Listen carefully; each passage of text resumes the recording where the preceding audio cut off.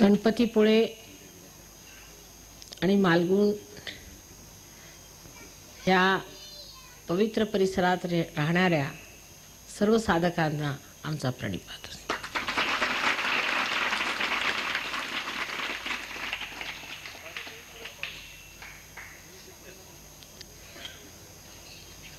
गतवर्षी सहजच गणपतीपुळेला येणं झालं आणि इथलं पवित्र वातावरण पाहून ही परमेश्वरी सोन्याची खाण इतके दिवस का लक्षात आली नाही हेच मला समजलं नाही. आणि ह्या ठिकाणी जे मालगुणची मंडळी राहतात आणि गणपतीपुळ्याची मंडळी राहतात त्यांना तरी ह्या खाणीची माहिती आहे किंवा नाही असा मला प्रश्न पडला. तेव्हा काही झालं तरी आम्ही आमचा प्रोग्राम गणपतीपुळ्यालाच घेऊया असं मी सर्वांना सांगितलं आणि सर्व कार्यकर्त्यांनी हा शब्द उचलून धरला. नागपूरहून मंडळी इथे आली, तसेच इतर ठिकाणाहून, फार लांबून, दिल्लीहून, कलकत्त्याहून फार लांबून मंडळी या ठिकाणी आली. मद्रासची पण मंडळी इथे आली. माताजींनी गणपतीपुळ्याला एवढं महत्त्व दिलं तेव्हा काहीतरी विशेष असलं पाहिजे असा विचार त्यांच्या मनात होता. पण इथे आल्याबरोबर त्यांना मोठा आश्चर्यजनक आनंद झाला. कारण हे वातावरण इतकं शुद्ध आणि पवित्र आहे की ते एक आत्मसाक्षात्कारी माणसाला जाणू शकतो. ही जाणीव व्हावी लागते. नुसतं म्हणून आम्ही गणपतीपुळ्याला गेलो, ह्या अष्टविनायकाला गेलो, तिथे गेलो, असं केलं तसं केलं, त्याला काही अर्थ राहत नाही. तुम्हाला काय मिळालं असा विचारला, बा तुम्ही इतक्या अष्टविनायकाला गेला, तुम्ही इतकी तीर्थयात्रा केली, काय मिळालं? तसेच्या तसेच इकडे गेलो, हे खर्च केले, तिथे गेलो, हे केलं, दान धर्म केला, अमुक केलं, तमुक केलं, तीर्थयात्रा केल्या, पण का केल्या आणि तुम्हाला मिळालं काय? आता हे अष्टविनायक कुणी शोधून काढले, अष्टविनायक आहेत हे कुणी सिद्ध केलं? ही फार पुरातन गोष्ट आहे, आजची गोष्ट नाही, फार पुरातन गोष्ट आहे.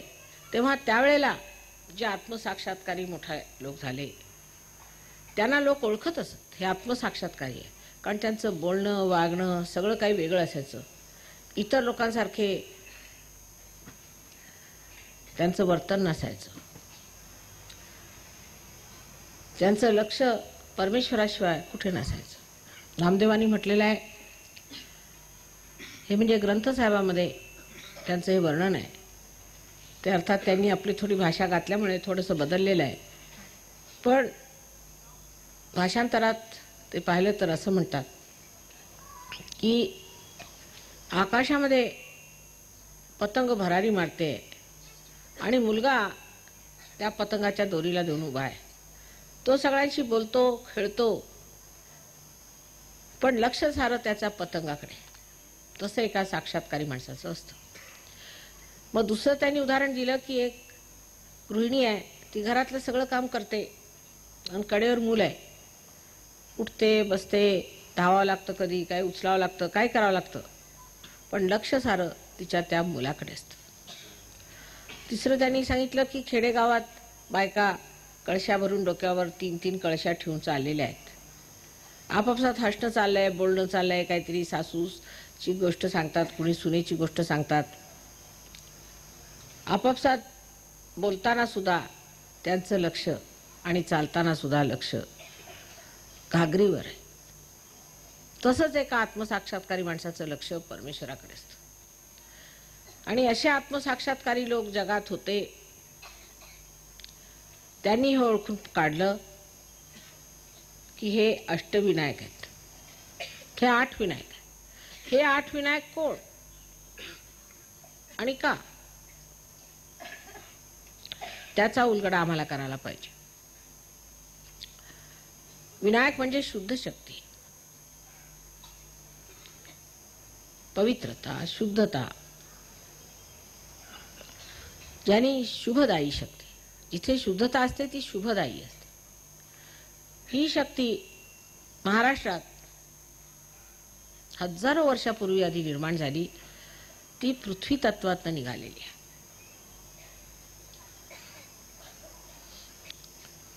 पण आता एखादा दगड जर समजा वाटला की हा पृथ्वीतनं निघालेला आहे, तर ओळखायचा कसा? कशावरून हे स्वयंभू आहेत? लोक म्हणतात म्हणून की आम्ही बघतो म्हणून. जर तुम्ही सप्तशृंगीची देवी बघितली तर अगदी साक्षात सगळं तिच्यावरती दिसतं. चेहरा, डोळे, सगळं काही व्यवस्थित आहे तिला. अशी पृथ्वीतनं कशी निघाली? बरं, मार्कंडेयाने तिथे देवीची फार सेवा केली होती असं म्हणतात. आणि पृथ्वी फाटून त्याच्यातनं मोठे असे खडक फाटून त्याच्यातनं ती देवी निघाली असं वर्णन आहे. तिथे पाहिलं तर साक्षात एक चेहरा, अगदी सबंध चेहरा, अशी ती उभी, तिचे हात पाय सगळं काही व्यवस्थित, शरीर सबंध व्यवस्थित आहे. पण ही कोरलेली तर नसेल, किंवा कुणी उगीच काहीतरी पैसे कमवण्यासाठी तर तिथे देऊळ बांधलं नसेल. त्याचा पडताळा कुणी घ्यायचा? खरं की खोटं कसं सांगायचं? आज तुम्ही जाता कारण तुमच्या आईवडिलांनी तुम्हाला सांगितलं आहे, डोळे मिटून जाता, श्रद्धेने जाता, पण त्याला डोळसपणा नाही. उद्या तुमची मुलं विचारतील, काय उगीच तुम्ही इकडे अष्टविनायक काढलाय, अमकं काढलाय, तमकं काढलाय, कसल्या फेऱ्या काढल्या, कशा जायचं देवाला? आपण लहान मुलांचे जोरात अगदी डोकं दाबून देतो गणपतीच्या पायावर, पण त्याला काही अर्थ आहे की नाही ते विचारतील. ह्याला काय अर्थ आहे? उगीच्या आमच्या जबरदस्ती कशाला करता? आज नाही तर उद्या हा प्रश्न उभा राहणार आहे. तेव्हा त्यांना उत्तर काय देणार तो? की का? तर हे अष्टविनायक जे आहेत हे पृथ्वी तत्वातनं निघाले, हे ओळखलं ते आत्मसाक्षात्कारी लोकांनी. आणि त्यांनी सांगितलं की हा गणपती आहे. आता हे फॉरेनचे लोक आले, ह्यांना पूर्वी गणपती म्हणजे ग पासनं काहीच माहिती नव्हतं. गणपती म्हणून काही देवता इथून सुरुवात होती अशी यांची स्थिती होती. गणपती शब्द याने ऐकला नव्हता. ते त्यांना सगळं सांगितलं मी की असा गणपती असतो, ह्याला गणपतीला ही विद्या असते. गणपती म्हणजे शुद्धतेचा साठा, पवित्राचा साठा, आणि त्याच्यापासून शुभ आणि हित घडतं. म्हणा त्यांची कुंडलिनी जागृत झाले, मग ते आत्मसाक्षात्कार झाले. तर 12 वर्ष आम्ही मेहनत केली त्यांच्यावर. ते इथे आल्याबरोबर जमिनीची माती डोक्याला लावून घेतली त्यांनी. आपण ती तुडवतो, पाय ठेवायच्या आधी ती डोक्याला लावून घेतली. म्हणे इथं तर म्हणे जमिनीत तर निघतात म्हणे चैतन्य. आणि गणपतीच्या तिथे जाऊन म्हणायला आलं की इतकं चैतन्य वाहतंय की जशी काय गंगा समुद्राकडे चालली आणि समुद्र जसा काय पाय धुतोय या गणपतीचे. आता जे गणपती पुण्यात राहतात किंवा मालगुणला राहतात त्याच्याही लक्षात यायचं नाही, कारण अजून आपली श्रद्धा डोळच नाही झाली. त्याला आपण वेदामध्ये बुध म्हणतो, बोध होणे. ती जाणीव आपल्या ह्या नसांनसांमध्ये यायला पाहिजे. असे आत्मसाक्षात्कारी काही पुरुष पूर्वी झाले. त्यांनी शोधून काढलं बा गणपती कुठे आहे. चैतन्याच्या लहरी येत होत्या त्या दिशेने आले. अरे इथं हा गणपती, हा डोंगर. आता आम्हाला डोंगरात तर पुष्कळ प्रकाश दिसतोय निघताना, तो कदाचित तुम्हाला नाही दिसणार, कारण आमचे डोळे थोडे सूक्ष्म आहेत. तेव्हा हा गणपती अष्टविनायकातला महागणपती आहे असं आम्ही म्हणतो, कारण ह्याचे पाय समुद्र जो की गुरुस्वरूप आहे तो धुतोय. त्याचं स्थान आपल्या शरीरामध्ये कुठे आहे गणपतीचं? गणपती कुठे बसलेला? आता डॉक्टर लोक डॉक्टरी करतात, पण त्याला म्हटलं की अहो गणपती बिघडला म्हणजे पुष्कळशे रोग होतात. तर ते म्हणजे कोणचा गणपती? घरात जो आमच्या देवाला आम्ही ठेवतो तो का खराच असा काही गणपती आपल्यामध्ये आहे?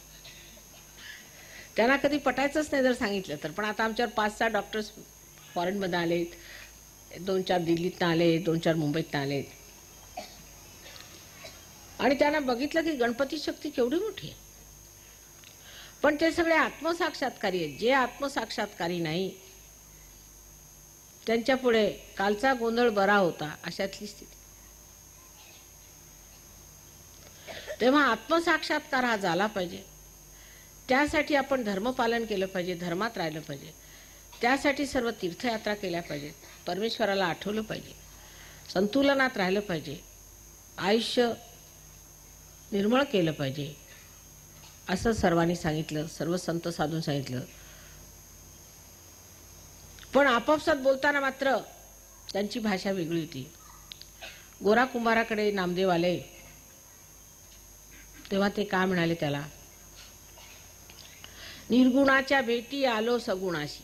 आपण म्हणतो पुष्कळदायी कविता, निर्गुणाच्या भेटी आलो सगुणाशी. म्हणजे काय अर्थ, त्याला काय आहे? निर्गुण म्हणजे हे चैतन्य जे चारीकडे पसरलेलं आहे, त्याला भेटायला मी आलो.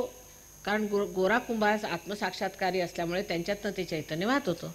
पण तुम्ही सगुणात उभे आहात. आता ही गोष्ट आत्मसाक्षात्कारी लोकांशिवाय कोणाला बोलताच येत नाही, सांगताच येत नाही, भाषा वेगळी. तर हा जो भाषेचा फरक आहे तो चेतनेच्या फरकामुळे येतो, आणि ती चेतना आपली वेगळी झाली पाहिजे. आता एका प्राण्याची चेतना बघा आणि आपली चेतना बघा, एक जानवराची आणि आपली किती फरक आहे. एखाद्या जानवराला तुम्ही सांगितलं की तू घाणीतनं जा, तर त्याला काय वाटायचं नाही, घाण बिण तुडवत जाईल तो. समजा एखादा घोडा असला, कुत्रा असला, त्याला काय वाटायचंच नाही. पण आपल्याला जर कोणी सांगितलं तर आपण मग आमच्या जमायचं नाही आम्हाला, आम्ही नाकात काहीतरी कपडा ठेवू किंवा जाणार सुद्धा नाही तिकडे तुडवत, घाण तुडवत आपण जाणार नाही. आपल्या चेतनेत ही घाण आहे, चांगली आहे, हे सुंदर आहे, असुंदर आहे, हे सगळं नजरेत येतं. ते एखाद्या घोड्याला समजत नाही, कुत्र्याला समजत नाही. तसंच हे पाप आहे आणि पुण्य आहे हे फक्त आत्मसाक्षात्कारी माणसाला कळतं. पण जर कुणा सांगितलं बा हे पाप आहे, तर तो भीतीने किंवा समजूतदारपणाने सुद्धा ते कार्य करत नाही. पण आत्मसाक्षात्कारी पाप करतच नाही, करूच शकत नाही, प्रयत्न केला तरी नाही करू शकणार. कशी काय होते? कारण ते जमतच नाही. तेव्हा ती स्थिती आल्यावरती मनुष्य समर्थ होतो. समर्थ म्हणजे तुमचा जो अर्थ आहे त्याला तो लागतो, त्याला काहीतरी अर्थ येतो. असं समर्थ होण्यासाठी आत्मसाक्षात्कार हा सांगितलेला.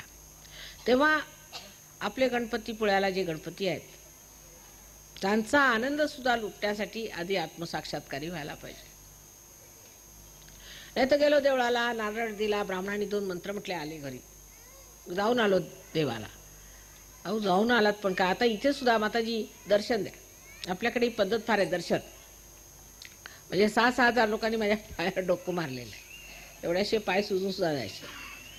अहो पण देवळात आहेत ना दर्शनाला दगड, दगडाचे पाय आहेत. तिथे दर्शन नाही इथे दर्शन, दोन्ही एकच. हेही दगडच आहे तुमच्यासाठी आणि तेही दगडच आहे.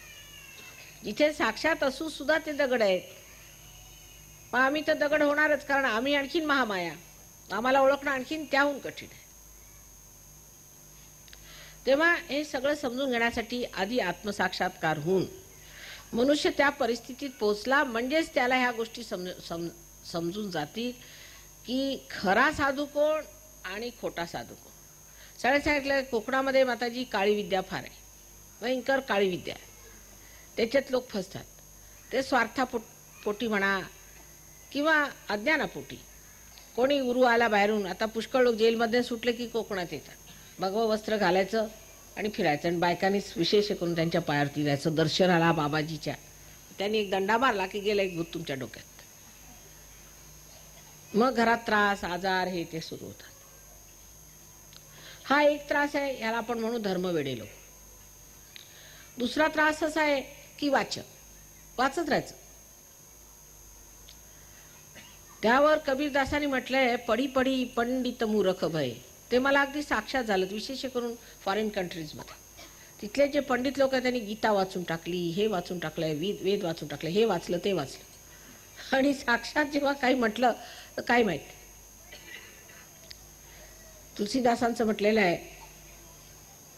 चित्रकूट के घाट पर भई संतन की भीड़, तुलसीदास चंदन घिसे तिलक करत रघुबीर. तर रघुबीराला जसे सगळ्यांना टिळे लावत होते, रघुबीराला लावलं आणि चला पुढे. ओळखलं नाही त्यांना. संबंध एवढं मोठं रामायण लिहून फायदा काय त्यांचा. तुलसीदासांनी श्री रामाला ओळखलं नाही.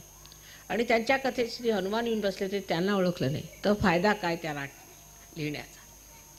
तेव्हा हे सगळं करून जर परमेश्वराला आपण ओळखू शकत नाही, त्यांचं तत्व आपल्याला मिळत नाही, तर काही फायदा नाही. म्हणजे असंच आहे, जी जीभ आहे त्याला चवच नाही, काही खाल्लं तरी दगडच येतो. तर ही चेतना जी आहे, जिला आपण आत्मसाक्षात्कारी चेतना म्हणतो, ती आपल्यामध्ये जागृत करून घेण्यासाठी फक्त कुंडलिनीचं जागरण झालं पाहिजे असं अनादी काळापासून म्हटलेलं आहे. पण त्याला पर्याय लोकांनी शोधून काढला. कारण शेवटी ज्ञानेशांना असं वाटलं की आता कसं तरी करून हे सांगितलंच पाहिजे, त्याच्याशिवाय काही कार्य होणार नाही. म्हणून त्यांनी स्पष्ट सांगितलं 6व्या अध्यायामध्ये की कुंडलिनी नावाची जगदंबा आहे, तिला चक्रवर्तीची शोभा, व्यवस्थित वर्णन केलं.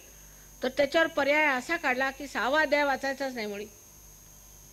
म्हणजे जे वाचायचं होतं तेवढं वाचायचं नाही बरोबर, बाकी आपली पारायण करत राहायची. कारण ज्ञानेश्वरी ही माऊली आहे, तेव्हा त्याचं जे मुख्य आहे, त्यातलं जे मुख्य बाळ आहे, जे त्यातलं मुख्य तत्व आहे, त्याला हात नाही घालायचा, बाकी वाचत राहा. तेव्हा त्याचे प्रयत्न मला वाटतं एका अर्थी पुष्कळच कमी करण्यात आले. आणि कुंडलिनीबद्दल बोलायचं सुद्धा मुश्किल झालं होतं. सुरुवातीला मी कुंडलिनीचं नाव घेतलं की लोक दचकायचे, माताजी हे काय 6वा अध्याय वाचायचा नाही आम्हाला सांगितलंय. आपण नाही, कुणी सांगितलं तुम्हाला वाचायचं नाही? नाही, आम्हाला असं सांगितलं. कुणी कोणत्या शास्त्रात लिहिलंय ते सांग. जर वाचायचा नव्हता तर तो लिहिला कशाला मग? असे अनेक तऱ्हेचे प्रकार आपल्या समाजात सुरू झालेले, आणि त्यालाच मी म्हणते धर्मवेडे लोक आहेत. आणि असा धर्मवेडेपणा करून कोणाचाही परमेश्वरावर विश्वास राहणार नाही आणि तुमच्यावर विश्वास राहणार नाही. तेव्हा इकडे गुरूंचे, नंतर एक काळी विद्या, नंतर त्यानंतर आपण म्हणू हे धर्मवेडेपणा हा एकीकडचा. दुसरीकडे शिकून शिकून अतिशहाणे झालेले लोक, त्यांचे बैल रिकामे फिरतायत, तशातले लोक आणखीन आपल्या शास्त्रात आहेत. आणि तिसरे असे आहेत की ज्यांचा देवावरच विश्वास नाही, खुल्या म्हणतात. किर्लोस्करात माझ्यावर ही टीका आली की बाई शिकून सवरून देवावरती विश्वास ठेवते, म्हणजे मी फार वाईट आहे असं त्यांच्यामध्ये. कारण त्यांचा विश्वास नाही किर्लोस्करांचा वगैरे मला वाटतं देवावर. पण मी असं म्हणते की अहो तुम्ही देवाला पाहिलंय का, त्याला जाणलंय का? मग तुमचा विश्वास नाही असं तुम्ही ठाम मत कसं करून घेतलं? ही काही शास्त्रीय पद्धत नाही झाली, सायंटिफिक पद्धत नाही झाली की तुम्ही न बघता, न विचारता, न जाणता एकदम असं टीकास्त्र सोडलं. किती म्हटलं तरी एवढं तर लक्षात ठेवलं पाहिजे की आपल्या इथे हजारो वर्षापासून ज्या परमेश्वराचं गुणगान गायले गेले, ज्या संतांनी त्याचं वर्णन केलं, ते काय एकदाच सगळे खोटे होते, वाईट होते? त्यांनी कोणता दुसरा वाईटपणा केला का? त्यांनी कोणतं वाईट कार्य केलं का? मग असं तुम्ही सगळ्यांना समूळ असे आपल्या देशामध्ये पुष्कळसे असे लोक आहेत की जे फार शिकलेले, पैसेवाले वगैरे असे आहेत आणि मोठ्या मोठ्या राजकारणात फिरतात, वावरतात आणि सब स्पष्ट सांगतात की आमचा देवावर विश्वास नाही. ज्या लंडनला एक आले होते अँबॅसेडर म्हणून, तिथे आहे कमिशनर, तर मला आमच्या एका सहयोगाने सांगितलं, तो तिथला वर्तमानपत्रकार होता, त्याच्यातलं आम्हाला आश्चर्य वाटलं. माताजी आम्ही त्यांना भेटायला गेलो तर त्यांनी मला स्पष्ट सांगितलं की माझा देवावर विश्वास नाही. ते महाराष्ट्रीयन आहेत, ब्राह्मण आहेत, परत ब्राह्मण आहेत. माझा देवावर विश्वासच नाही म्हणे. आम्हाला माहिती आहे म्हणे, आम्हीच ब्राह्मणांनीच म्हणे देव बनवलेला आहे, देवाला काही अर्थ नाही आहे, म्हणून आम्ही खरे लोक आहोत. आम्ही स्पष्ट सांगतो की ब्राह्मण जे आहेत ते खोटे आहेत, हे खोटं सांगतात. भटजी लोक आम्ही भटजी नाही आहोत, आम्हाला देवावरती पैसे नाही कमवायचे, आम्ही खरं सांगतो म्हणजे देवच नाही. म्हणजे दोन्ही एकच आहे मला वाटतं. एक पैसे कमवतात आणि तुम्ही नाव कमवता.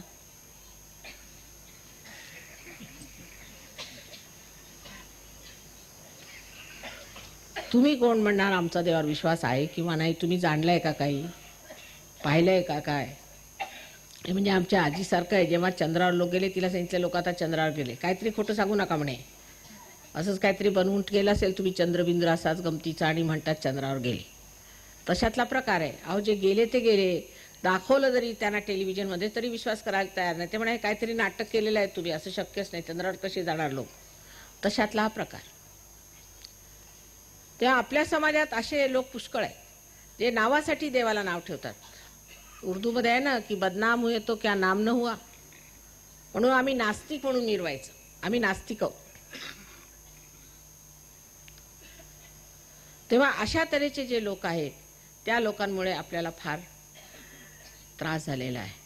तेव्हा लोकांनी लक्षात घेतलं पाहिजे की परमेश्वर हा आहे आणि जे संत साधू सांगून गेले ते सगळं सत्य आहे आणि जे आपल्या शास्त्रात लिहिलं आहे ते अतिसत्य. दुसरी गोष्ट, आपला भारतवर्ष ही एक योगभूमी, ही महान योगभूमी. ते सुद्धा ओळखण्यासाठी आपल्याला आत्मसाक्षात्कार घेतला पाहिजे. नाहीतर मी म्हणून लोक म्हणतील की माताजी मग जर ही योगभूमी आहे तर मग इथे इतकं दारिद्र्य का, इथे इतकी गरिबी का? प्रश्न बरोबर आहे. जर योगभूमी आहे तर इथे ऐश्वर्य नांदलं पाहिजे, सुख समाधान नांदलं पाहिजे. तसं काही दिसत नाही. त्याला कारण दोन आहे. पहिलं तर कारण हे आहे की कृष्णाने सांगितलं योगक्षेम वहाम्य. त्यांनी सांगितलं आधी योग झाला, तुम्ही आत्मसाक्षात्कारी झाले म्हणजे क्षेम होणार आहे. ही योगभूमी आहे. पण जसं समुद्रावरती पक्षी नेहमी तहानेला राहतो तसेच आपण ह्या योगभूमी सुद्धा तहानेलेले आहोत. म्हणजे ही योगभूमी आहे, पण योग घेतला का तुम्ही? योग म्हणजे त्या परमेश्वराशी संबंध झाला का तुमचा, की इकडे तिकडे भरकटले आहेत? जर झाला तर क्षेम घे. सुदामाला कृष्णाला भेटायला जावं लागलं, त्याची भेट गाठ घ्यावी लागली, त्याच्यानंतर त्यांना क्षेम लाभ झाला. तसं ज्या दिवशी योग घटित होईल त्याच्यानंतर क्षेम लाभ होतो. त्याला कारण आहे. तेव्हा तो क्षेम लाभ झाला पाहिजे. तो न झाल्यामुळे आता आपण हे म्हणायचं की जर आमची योगभूमी तर आम्हाला इथे क्षेम लाभ का नाही? अहो, इतका क्षेम लाभ होणार आहे, पण आधी तुम्ही योगात तर उतरा.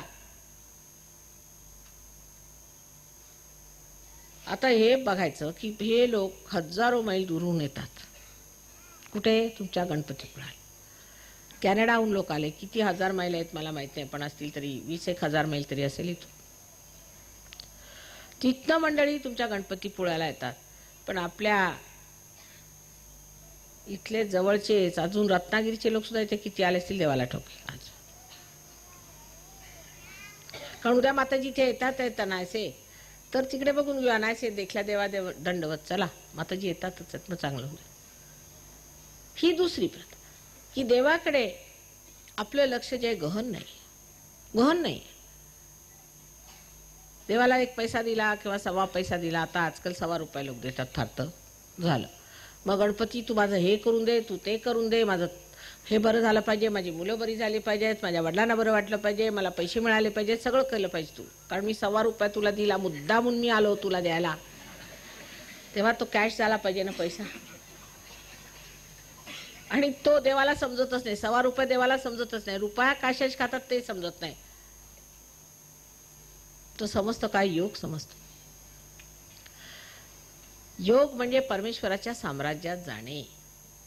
जो त्यांच्या साम्राज्यात नाही त्याला काय अधिकार आहे मागणी करण्याचा? उद्या तुम्ही जर इंग्लंडच्या राणीला पत्र लिहिलं की बघा आमच्याकडे 5-7 मुलं आहेत, आम्हाला इतके पैसे पाठवा, पाठवेल का ती? ती म्हणेल का तुम्ही ब्रिटिशर आहात का? तुमचा काय अधिकार? तसंच परमेश्वर सुद्धा विचारणार का हो तुमचा काय अधिकार? तिकडे तुम्ही 1.25 रुपये दिले तर त्याचे मी तुम्हाला एवढं द्यायला, तुमचा अधिकार काय? तो अधिकार मिळवणे हा तुमचा जन्मसिद्ध अधिकार आहे. तसा टिळकांनी त्यावेळेला स्वातंत्र्य हा जन्मसिद्ध अधिकार सांगितला, तसा हाही तुमचा सूक्ष्मातला जन्मसिद्ध अधिकार आहे की तुम्ही परमेश्वराच्या साम्राज्यात यावे आणि त्याचे नागरिक व्हावे. हा तुमचा जन्मसिद्ध अधिकार आहे, तो मिळवला पाहिजे. आता शिवाजी महाराज हे आत्मसाक्षात्कारी होते, कारण त्यांच्या बोलण्यात लक्षात येतं स्वचा धर्म ओळखावा. स्व म्हणजे कोण? आत्म्याचा धर्म ओळखला पाहिजे.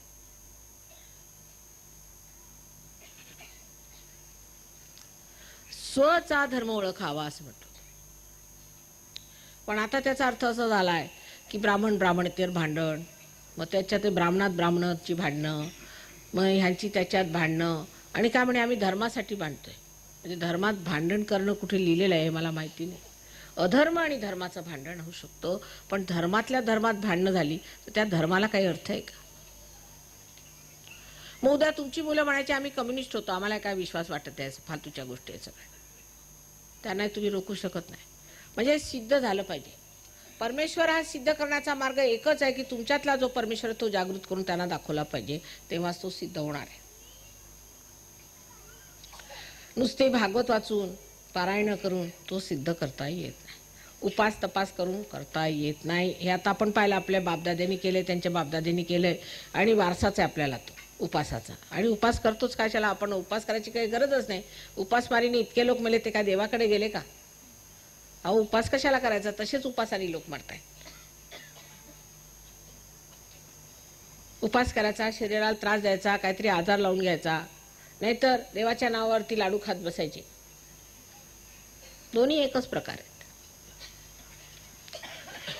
तेव्हा परमेश्वर ही सूक्ष्म शक्ती आहे आणि ती आपण मिळवली पाहिजे. त्याच्यात आपण सूक्ष्मात उतरलं पाहिजे. त्यासाठी आपण सूक्ष्म झालं पाहिजे, आपण आत्मास्वरूप झालं पाहिजे. हे ह्याच्यातलं सगळं तत्व आहे. ते तत्व धरलं पाहिजे, तत्वात उतरलं पाहिजे. आणि तत्व म्हणजे तुमची कुंडलिनी आहे. ही आदिशक्ती तुमच्यामध्ये 3.5 वेटोळे घालून त्रिकोणाकार अस्थीमध्ये बसलेली आहे आणि तिच्या खाली गणेशाचं तत्व आहे.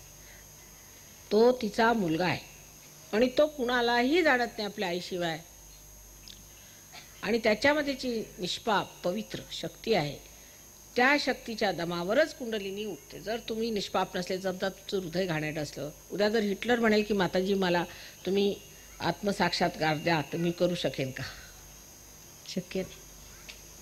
पुष्कळशा लोकांना होत नाही आत्मसाक्षात्कार. अहंकारी लोक असतात त्यांना होत नाही. मी स्पष्ट सांगते, बा आम्ही आमच्या हातचं नाही, तुम्ही आता क्षमा करा मला, तुम्ही कुठे दुसरीकडे जा, आमच्या हातचं नाही. मनुष्याला अहंकार असला की तो पार होणं शक्यच नाही. एखाद्या माणसामध्ये खोटा भाव असला हृदयामध्ये, तो पार होणं शक्यच नाही. आम्ही किती हात चालवले तरी करणार काय? खोटं नाणं ते खोटं नाणं, ते चालतच नाही. परमेश्वर ओळखतो ना, कुंडलिनी तुमची स्वतःचीच ह्याचा जबाब देते. तर ही जी शुद्ध इच्छा तुमच्यामध्ये आहे ती एकच आहे की आम्ही परमेश्वराच्या साम्राज्यात जायचं आणि योग मिळवायचा. शिवाची गाठ झाली पाहिजे, हीच एक शुद्ध इच्छा आहे. बाकीच्या तुम्ही 17 इच्छा करा, आज घर बांधाल, उद्या हे कराल, उद्या परवा ते कराल, पण तुमच्या सर्व इच्छा काय तृप्त होणार नाही. सर्व इच्छा तृप्त होण्याला एकच मार्ग आहे, म्हणजे शुद्ध इच्छाचं जागरण, म्हणजे कुंडलिनीचं जागरण. आता महालक्ष्मीच्या देवळात बसून आपण उदय उदय आंबे म्हणतो. आता परवाच इथे गोंधळ झाला होता. गोंधळ म्हणजे कलियुग आणि त्याच्यामध्येच होणार आहे हे कार्य. उदय उदय आंबे आपण का म्हणतो महालक्ष्मीच्या देवळात? आता महालक्ष्मीचं देऊळ म्हणजे महालक्ष्मी म्हणजे काय, इथून सुरुवात करूया. म्हणजे मधली सुषुम्ना नाडी महालक्ष्मी, जिनी आपण एका अमिबापासून माणसं झालो, ती सुषुम्ना नाडी. तिला पॅरासिम्पथॅटिक नर्वस सिस्टम असं म्हणतात इंग्लिशमध्ये. म्हणजे त्यांना अर्धवट सगळं माहिती आहे म्हणा, नुसती नावं द्यायची. पॅरासिम्पथॅटिक, पॅरा म्हणजे पलीकडची, म्हणजे काय पलीकड, कुठल्या पलीकडे. मी सुद्धा डॉक्टरी शिकले तर मला हसायला यायचं या लोकांचं. ऑटोनॉमस नर्वस सिस्टम म्हणजे स्वयंचालित. आपण स्वयं म्हणजे कोण?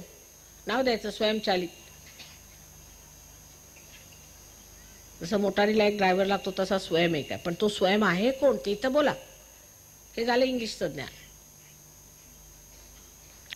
तर ह्या सुषुम्ना नाडीमध्ये महालक्ष्मीच्या देवळात बसून आपण आंबेला का म्हणतो? आंबे कोण आहे? आंबा आहे, हीच कुंडलिनी आहे, तिला जागृत व्हा असं म्हणतो आपण. परंपरागत हजारो वर्षापासून आपल्या रोजच्या भाषणात सुद्धा आपण हे म्हणतो. भरी न बोधाची परडी म्हणतो ना आपण. जोगवा, आईला मागतो काय? जोगवा द्या. जोगवा म्हणजे काय? पैसे मागणं झालं. पुष्कळ लोक जोगवा म्हणजे हात असं म्हणतो, जोगवा द्या आई, जोगवा द्या. म्हणजे पुरुषांना जर म्हणायचं आई जोगवा द्या. भीक मागणे हा जोगवा नव्हे. जोगवा म्हणजे योग. आईला मागायचा असतो योग. जे मोदींनी सांगितलं की माताजींना जे मागायचं तो आहे योग, तो मिळवून आहे. तेव्हा आपल्या बुद्धीमध्ये खरोखर जर शुद्धता असली, जशी ह्या पाश्चिमात्य लोकांच्या डोक्यात आहे, त्यांची बुद्धी शुद्ध झाली आहे, निव्वळ शुद्ध बुद्धी आहे. त्याला कारण सगळं करून पाहिलं. आता काही त्याच्यात अर्थ नाही, राम नाही, सगळं झालं. ड्रग घेऊन पाहिले, भूत बनवून पाहिले, उपास करून पाहिले, सगळं करून पाहिलं, काही त्याच्यात परमेश्वर मिळाला नाही. शेवटी मग आता आले रस्त्यावरती. तेव्हा बुद्धी अगदी स्वच्छ होऊन जाते. ज्याची बुद्धी अगदी पवित्र आहे तो मनुष्य चटकन ह्याच्या सहजगात उतरतो. पण ज्याच्या बुद्धीवर अहंकाराचा पडदा आहे तो उतरू शकत नाही. गीता वाचली तर लोक व्यास होत नाहीत. कोणतंही पुस्तक वाचून म्हणजे पारायण करून कोण दत्त होत नाहीत. लोकांनी पारायण करायची आणि घरी जाऊन चोऱ्या करायच्या. कारण असं आहे की परिवर्तनाला एकच गोष्ट कारणीभूत होते आणि ती म्हणजे कुंडलिनीचं जागरण. जोपर्यंत कुंडलिनीचं जागरण होत नाही तोपर्यंत परिवर्तन माणसामध्ये आमूलाग्र होऊ शकत नाही, वरवर होईल. आज जर तो बटाट्याची भाजी खातो तर उद्या तो मेथीची खाईल फारतो. आज जर रेशमी कपडे घालतो तर उद्या तो खादीचे घालेल. पण त्यांनी काय होणार आहे? पुष्कळसे खादीचे कपडे घातले लोक आपण बघतोच आहे कसे वागतात ते. सगळं बाह्यातलं आहे. अंतरंगामध्ये अंतर्योग घटित झाला पाहिजे आणि ती कुंडलिनी जागृत झाली पाहिजे. त्याला काही दुसरं अवधान नको. पुष्कळांचं असं म्हणे, माताजी ह्याला पुष्कळ स्वच्छता करावी लागते, काही असते, असं तसं. कबूल, तुम्ही केली पूर्वजन्मात. आता सर्व सुकृतांचे फळं घ्या तुम्ही. जे म्हटलं अवघाची संसार सुखाचा करीन. अरे बाबा कसा करणार तू? ते तर लिहिलं नाहीस. कारण लिहिलं असतं तर त्याला लोकांनी मानलंच नसतं. पसायदाना पण वाचलेला आहे. त्याच्यात जे वर्णन आहे ते आजचं हे सहजोगच लिहिलेलं आहे. संबंध दुरितांचे तिमिर जावो कसं जाणार? जे जो वांछिलतेला हो कसं? तो मार्ग काय? कम्युनिझम घेतला काय, कोणताही इझम घेतला तरी त्याला जे ते म्हणतात, जे असं करा असं करा असं करा, ते होणार कसं? त्याच्यासाठी जबरदस्तीच करावं लागणार, जुलूम करावं लागणार. होणार कसं? होण्यासाठी काहीतरी आतून व्हायला पाहिजे. म्हणजे आपला आत्मा आपण मिळवला पाहिजे.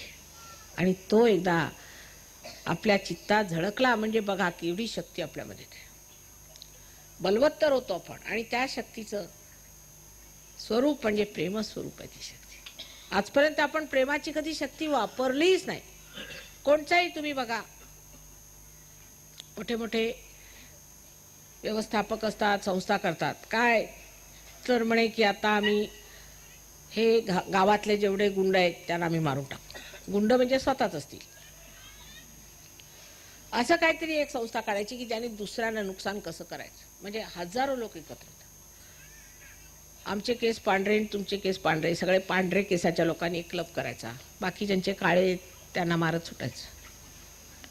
कोणताही बहाणा घ्यायचा, कोणत्या तरी बहाण्याने करायचा. आता इंग्लंडला वगैरे अमेरिकेला मी पाहिलं, स्वतःला ते गोरे म्हणतात, इतरांना रंगदार म्हणतात. म्हणजे आपण सगळे रंगदार लोक आहोत. म्हणजे काहीतरी परमेश्वराने जर वैचित्र्य घातलं नसतं तर संसारात, सृष्टीमध्ये कधीच आनंद आला नसता आणि सौंदर्य आलं नसतं. पण त्याच गोष्टीला, ज्या गोष्टी अत्यंत सुंदर आहेत, ज्या गोष्टी अत्यंत आवश्यक आहेत, त्याच गोष्टीला धरून भांडणं करायची. वैमनस्यावरतीच आपलं सगळं आजपर्यंत उभारलेलं आहे आणि म्हणून ते कोलमडून पडतं. सायन्स तरी कशाला? तर म्हणे ॲटम बॉम्ब तुम्ही बनवा ना आम्ही बनतो आणि भांडूया शेवटपर्यंत. एक जर का ॲटम बॉम्ब पडला इकडं तर गेले, तिकडे गेले आणि हेही गेले. अमेरिका गेली आणि रशिया जायची. तेव्हा हे लक्षात ठेवलं पाहिजे की हा जो संबंध खेळ चालला आहे वैमनस्यामुळे आहे. आणि ज्या ज्या संस्था वैमनस्याला वाढवतात त्या मग राजकारणी असोत, सामाजिक असोत किंवा कोणत्याही नावाने फिरत असल्या, देवाच्या नावाने, धर्माच्या नावाने जे वैमनस्य पसरवतील त्या कधीही चालणार नाही. जे प्रेम पसरवतील त्याच चालणार आहेत. पण ह्या प्रेमाला केवढी शक्ती आहे हे आपल्याला जाणलं पाहिजे. फार सूक्ष्म शक्ती आहे. जेव्हा ह्या प्रेमाचं साम्राज्य येईल कोणी आजारी राहणार नाही, कोणताही संताप होणार नाही, भांडणं होणार नाही. संबंध आनंदी आनंद होऊन सगळे सुखात रममाण होते. समाधान सगळ्यांना, संतोषामध्ये. हे असं झालं पाहिजे असं सगळं साधू संतांनी सांगितलंय. आणि त्याची पूर्ती करण्यासाठीच सहयोग आज उभा झालेला आहे. आता त्यात आपला किती भाग आहे, आपल्याला किती मिळणार आहे ते आपण बघितलं पाहिजे. त्यामुळे सहयोगाच्यावर काही उपकार नाही आहेत. गंगा वाहते त्यात आपणच आंघोळ करून घेतो असं समजायचं. काही देणं घेणं लागत नाही. मी आई आहे, आईला आईचंच काम केलंच पाहिजे. हे पृथ्वी आहे, तिला आपलं काम केलंच पाहिजे. तिच्या पोटी जर तुम्ही 4 जर बी घातले तर त्यांना तिला उगवलंच पाहिजे. ते तिचं कार्यच आहे.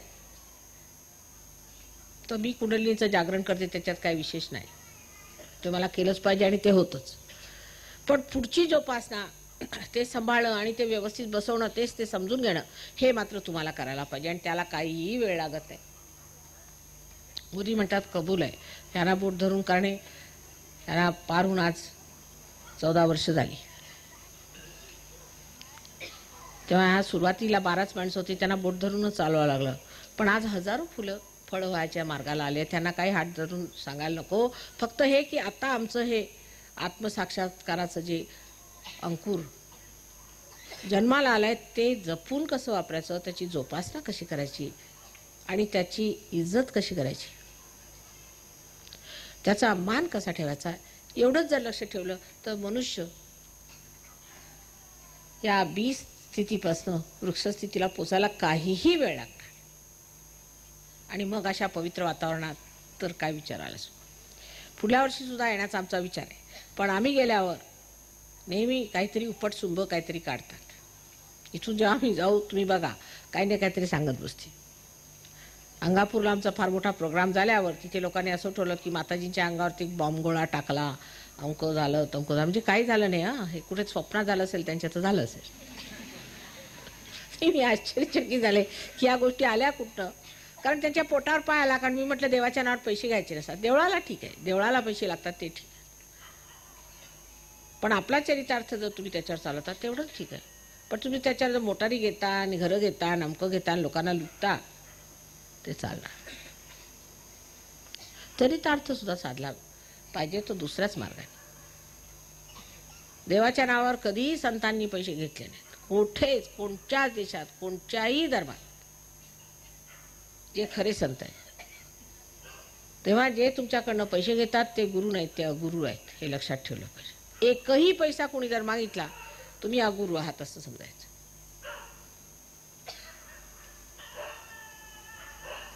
आणि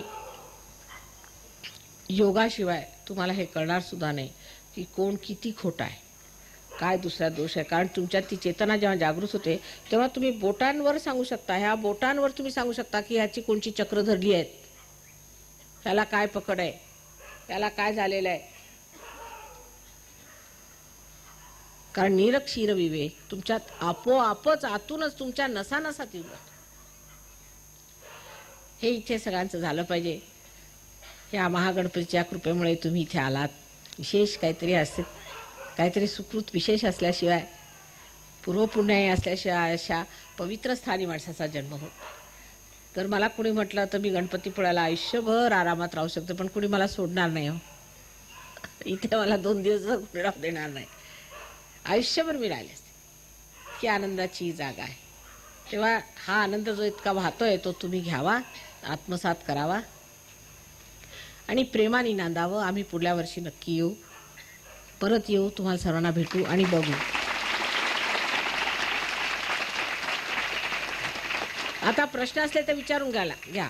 मी गेल्यावर मग काहीतरी खुसपट काढत बसायची नाही. हे आपलं एक विशेष हिंदुस्थानी लोकांचं वैशिष्ट्य आहे की पाठ फिरली की अरे त्यांचं असं होतं. ते आम्ही पाहिलंय, रोजच असतं. तेव्हा काय असेल ते आता तोंडासमोर विचारून घ्या. काय असेल ते सध्या विचारून घ्या. पाणी पाहिजे, बस ठीक है, कम पीछे में लगा दो. तो पानी दे दो जरा से, लिमका होगा तो छान है. पानी बस.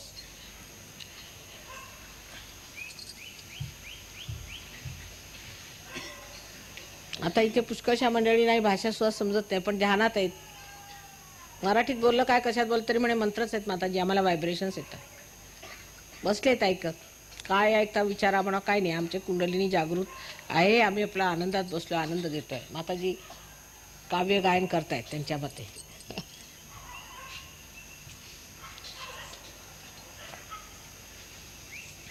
असला प्रश्न तर विचारावा, कृपा करू.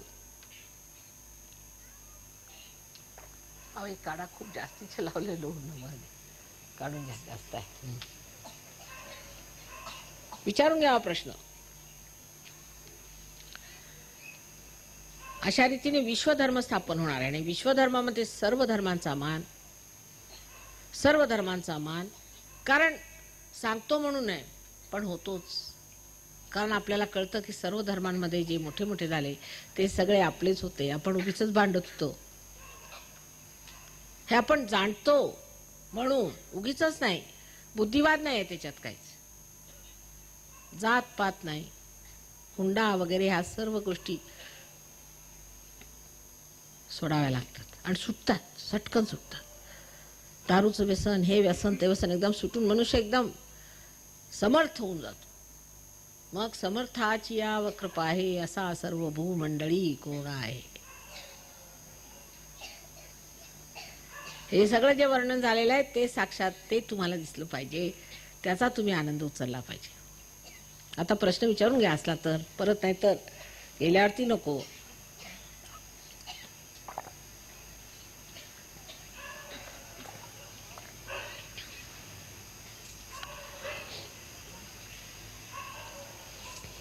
नाही का?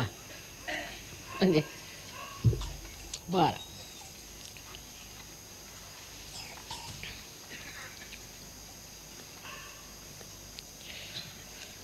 तर ह्या पवित्र स्थळी खरोखरी घटना अगदी क्षणात व्हायला पाहिजे.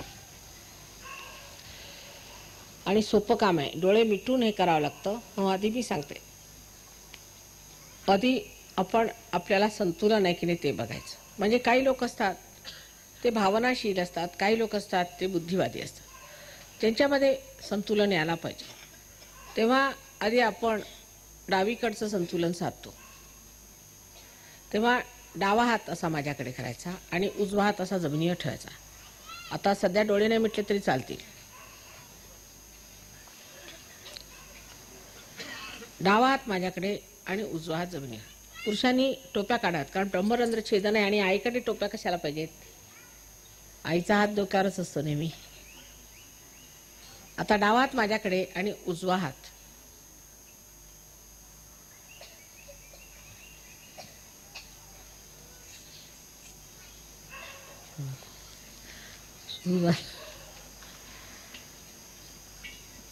करा करा, आपणही करा. सगळ्यात पुढे बसून नाही केलं तर ते बरं दिसत नाही. करा असं, डावा हात माझ्याकडे करा असा. नाही तर आपण जावं, ते बरं. कृपा करू.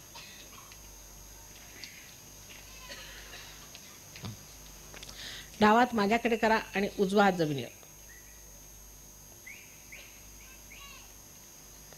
ज्यांना हे करायचं नसेल त्यांनी कृपा करून जावं, कारण इथे अशा लोकांनी त्रास होतो आम्हाला.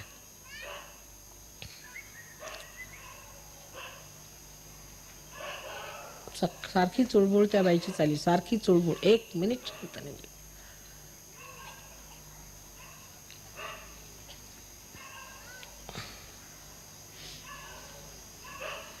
आता इकडे लक्ष ठेवा. अशीच एक दोन मंडळी खराबी करतात. आणि समोरून बसायचं, हे विशेष शिष्टपणा दाखवायला.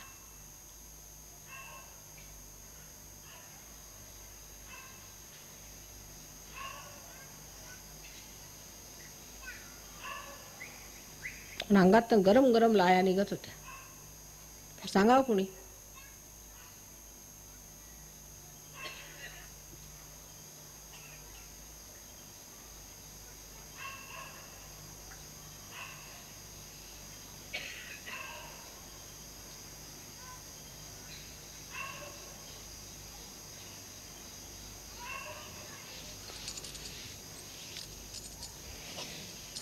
अशा लोकांपासून जपून राहायला पाहिजे, वेगळं राहायला पाहिजे. सुरुवातीला नसते विचार तुमच्या डोक्यात भरते. आणि असा प्रश्न याचा, का हो तुम्ही आमचं काय भलं केलं, तुम्ही कशाला आम्हाला सांगता? अशी जी मंडळी त्यांना तुम्ही आमचं काय भलं केलं. आता उजवा हात माझ्याकडे आणि डावा हात असावर.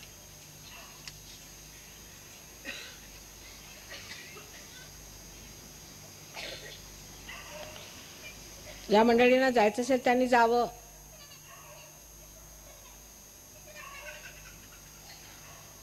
असा ठेव. आता हे परत संतुलन आहे. म्हणजे जे लोक बुद्धिवादी आहेत, फार विचार करतात, त्याच्यामुळे जे आपल्या डोक्यात काहूर आहेत ते काढण्यासाठी म्हणून असं संतुलन असतं. आता बघा कसं वाटेल ते. Please be seated. सगळे फॉरेनर्स आलेत. Please be seated.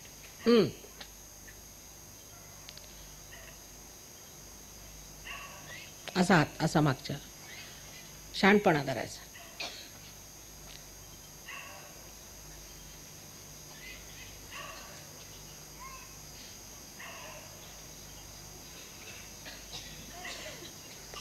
आता दोन्ही हात माझ्याकडे करा. आता असं बघायचं हातामध्ये गारगार येते का काही.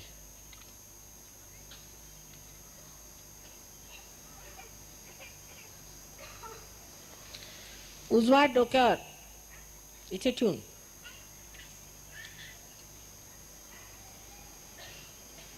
गार येते डोक्यातनं. बघा इथे आलं, टाळूवरती आलं पाहिजे गार, तो त्याला काय अर्थ आहे. टाळूवर बघा येते का.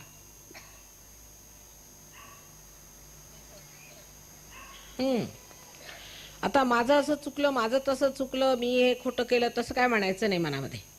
कुठचा याचा विचार घ्यायचा नाही, स्वतःबद्दल न्यूनत्व ठेवायचं नाही मुळीच. परमेश्वर हा क्षमेचा सागर आहे, क्षमेचा सागर आहे. सगळं धुवून टाकतो तो. झालं. आता हा उजवा हात करा माझ्याकडे. परत डाव्या हाताने बघा गार येते का.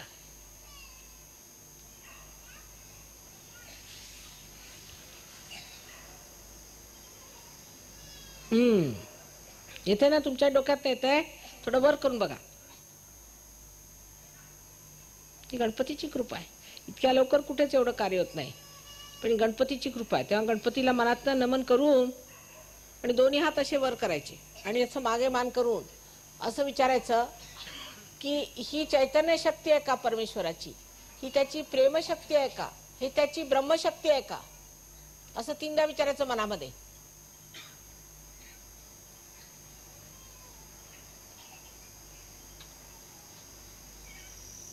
आता बघा.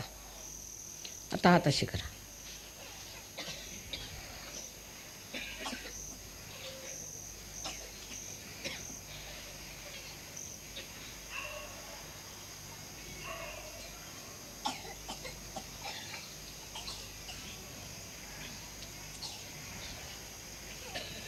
इथे हातात गार. ज्या लोकांच्या डोक्यातून किंवा हातातून गार येत आहे त्यांनी दोन्ही हात वर करायचे. वा सगळं गावच पास झालंय गणपतीच्या कृपेने. धन्य तुमची.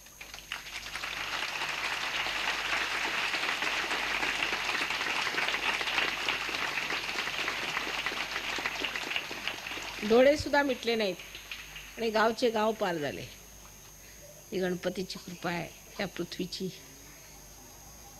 किती कृपा आहे तुमच्यावरती. अहो माझे हात तुटतात परदेशात, तिकडे नरक आहे नुसता, आणि हे स्वर्ग आहे, स्वर्ग. आता माझ्याकडे बघा आणि बघा काही विचार येतोय का डोक्यात. काही विचार, निर्विचार समाधी स्थापन झालेली आहे.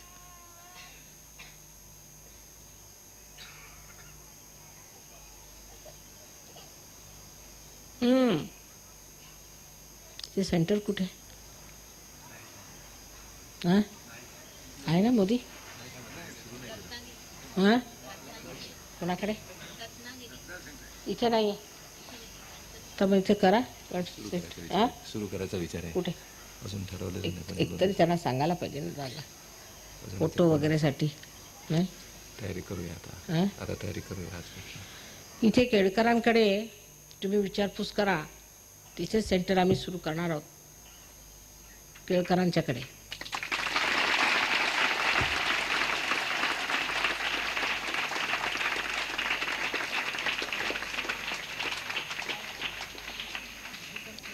पुढल्या वर्षी आम्ही नक्की येणार.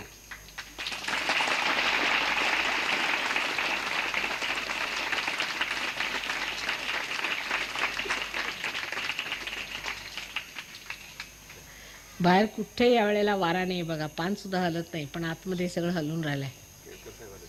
लक्षात आलं का तुमच्या. काय कसं आहे. कुठे इथे करता येण्यासारखं असेल ते सांगा. मग क्षमा का मी येऊ नाही शकले. सकाळी येणार नक्की. कुठे सांगायचं आता सांगा. कुठे सांगावं इथे सेंटर इथे एखादी जागा सांगा. विठ्ठल मंदिरात करावी. विठ्ठल मंदिर हो कोणत्या दिवशी. मंगळवारी ठीक आहे. गणपतीचं स्थान आहे. चालेल. विठ्ठल मंदिरामध्ये मंगळवारी संध्याकाळी 7 वाजता सगळ्यांनी एकत्र व्हायचं. तिथे आपल्याला जे काही सहयोगाबद्दल पुस्तक हवं असलं किंवा काही सगळं आम्ही ठेवू तेव्हा ते देतील तुम्हाला तिथे. ठीक आहे ना.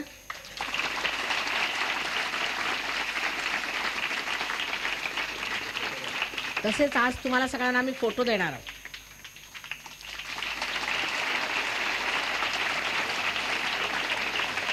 फोटोग्राफ धानाला येतील तेवढ्यानंच फोटो दिलेले बरे मंगळवारी. सर्व आता पार सगळ्यांना दोन टाकू. जास्ती नाहीत माझे, पुरेसे नाहीत. नाही आमचे आडलेत आम्ही लंडनहून करारावर फोटोग्राफ्स.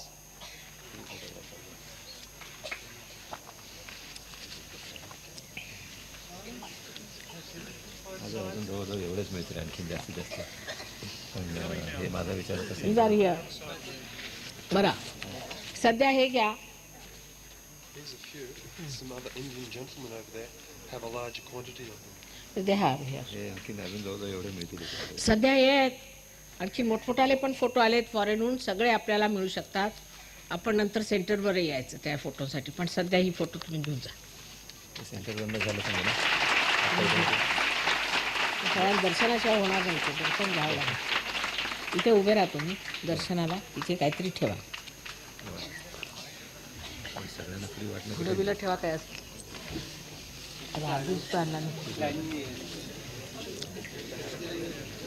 आता जे सहयोगी आहेत त्यांनी यायचं नाही पायावर. जे आधी झाले जे आताच पार झाले त्यांनी यायचं.